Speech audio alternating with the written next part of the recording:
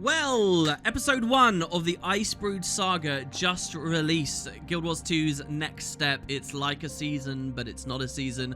How will sagas really go? Well, from this patch, we will figure that out. Obviously, we already had the prologue. That was the last big release that added this map here.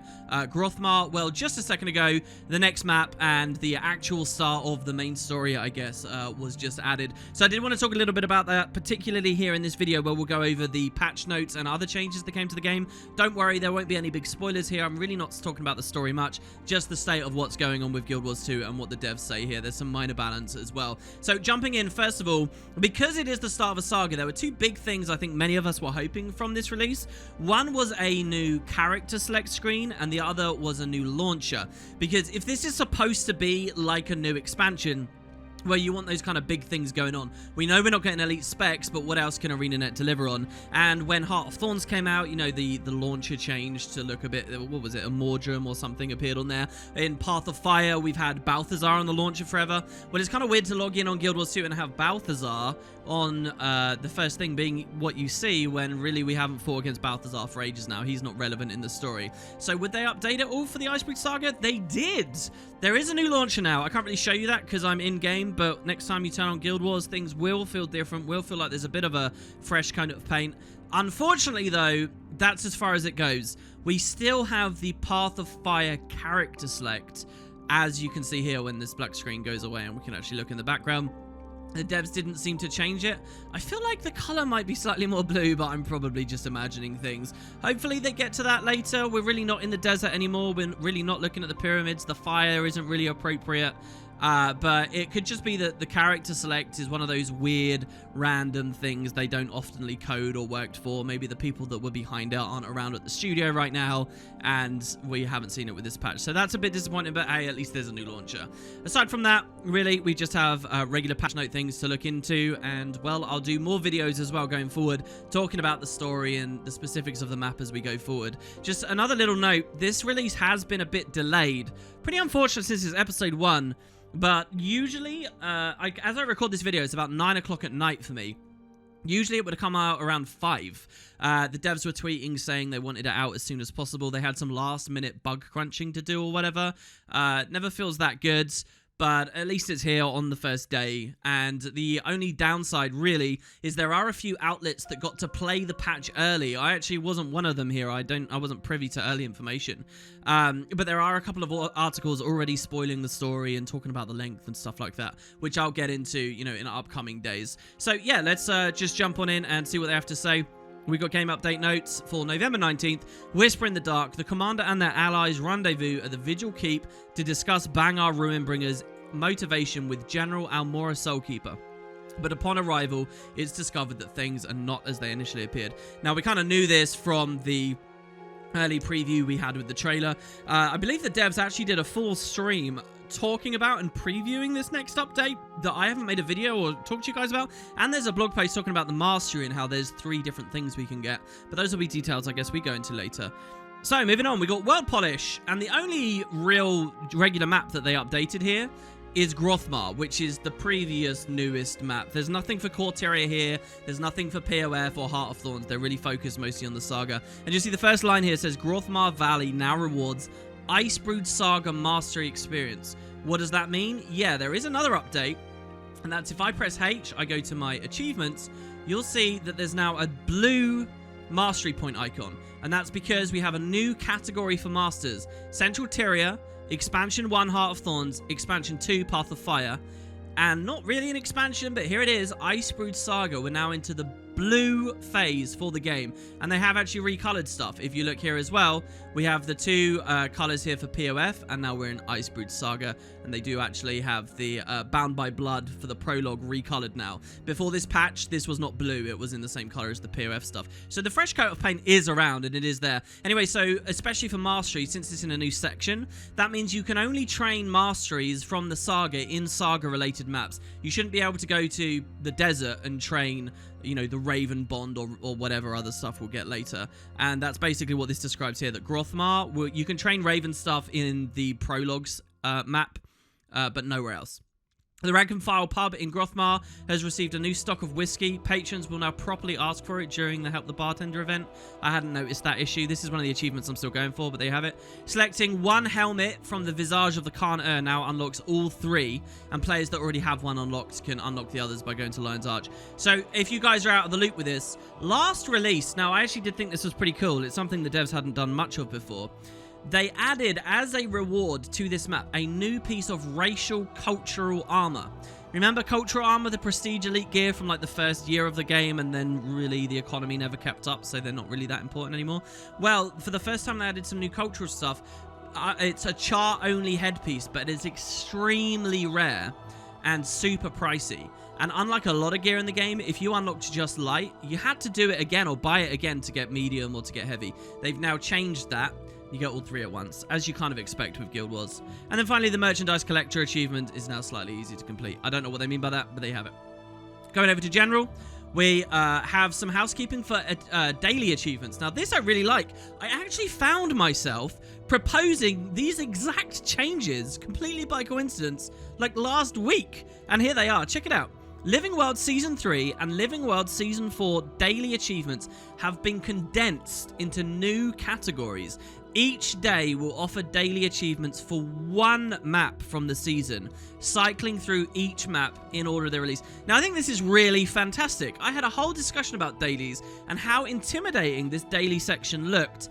As you guys hopefully know, as Season 3 went out, every time they added a new map, like Bloodstone Fen, they added a whole category just for doing dailies in Bloodstone Fen.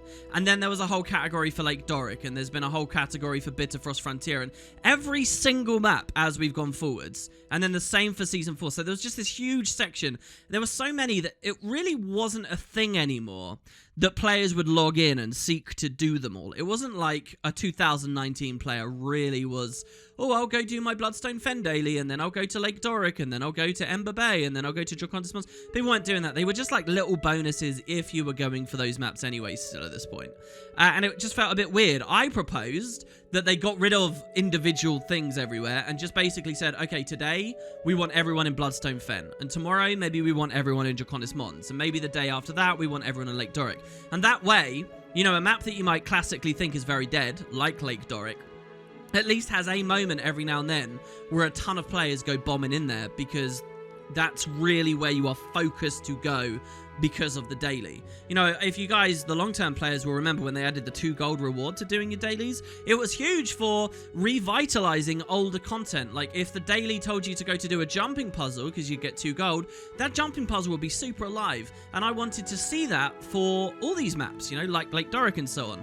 And this is what we discussed. That's basically what ArenaNet have done. Check this out. We go daily, and now this all looks very different, right? You have just one section for all of Season 4.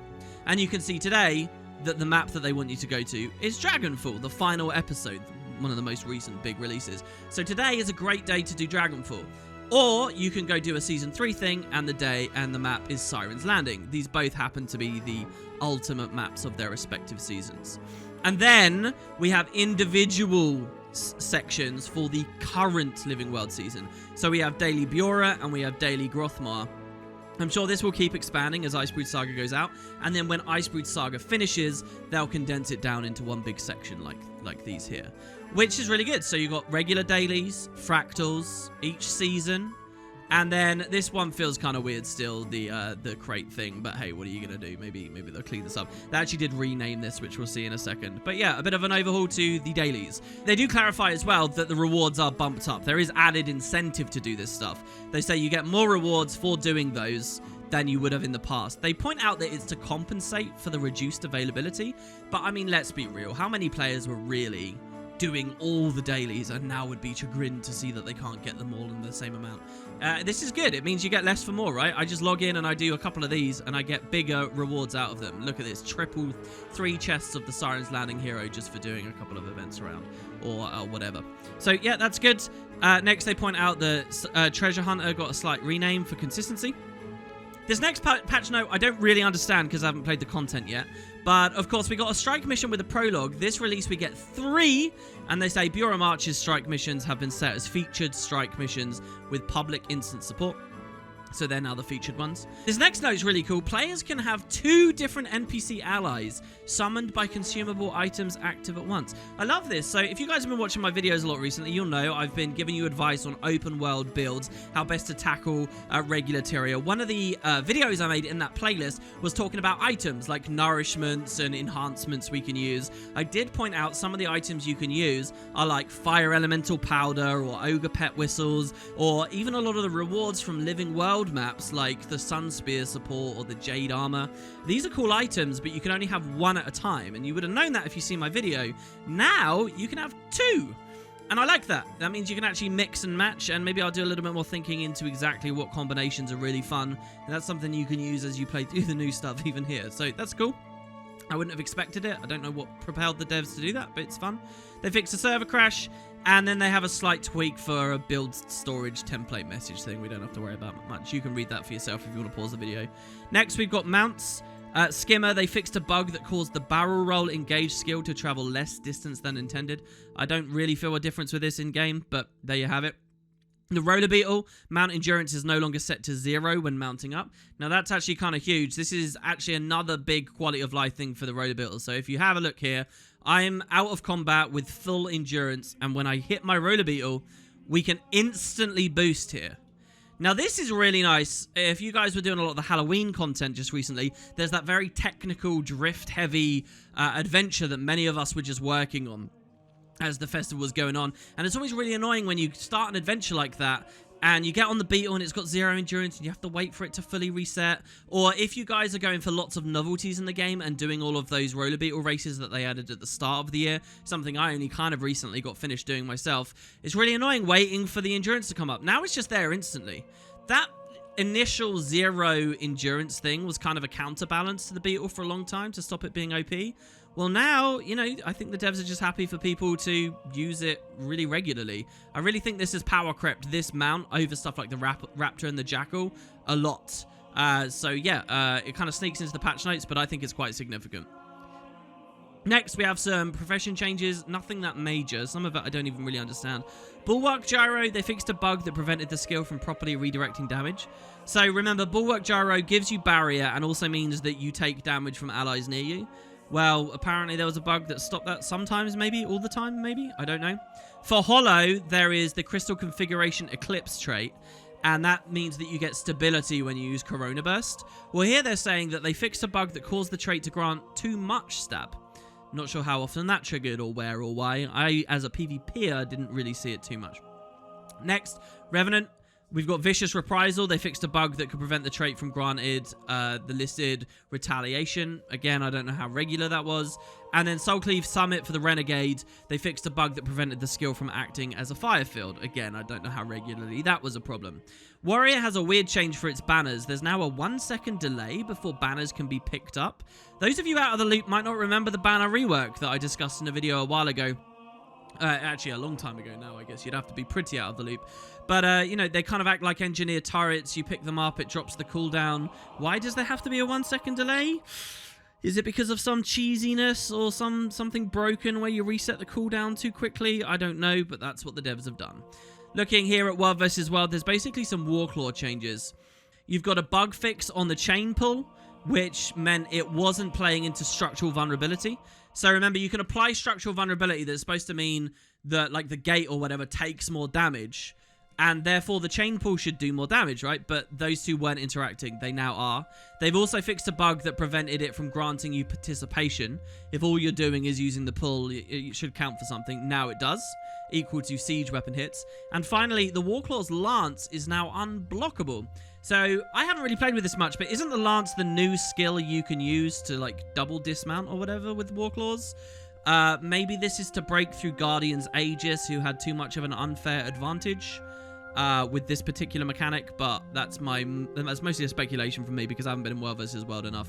And there you go, that's most of the changes. Lastly, they've got a bunch of Blackline stuff. There's a new Springer I think most people are raving about. In fact, if I just press the hotkey and have a look here, they're probably advertising it straight away. Yeah, this thing, the Infernal Horror Springer. Look at this. Completely monstrous. I actually kind of love it.